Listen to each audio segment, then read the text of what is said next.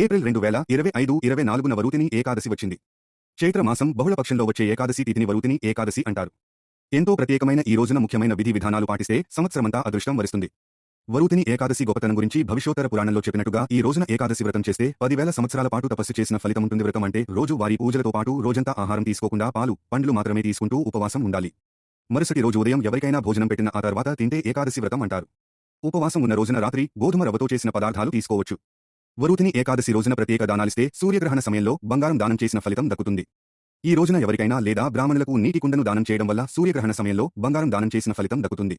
ధాన్యం దానం చేసిన అద్భుత ఫలితాలు ఉంటాయి. ఉపవాసం ఉండి దానం చేయాల్సి ఉంటుంది. ఉపవాసం ఉండడం కుదరని వాళ్ళు నీటి కుండను దానం చేసినా అదే ఫలితం లభిస్తుంది. దేవాలయ ప్రాంగణంలో ఆహారం, ప్రసాదం, మంచి నీళ్లు పంచిపెట్టడం వల్ల అద్భుత ఫలితాలు ఉంటాయి. వరూతిని ఏకాదశి రోజున వామనుడిని పూజించాలి.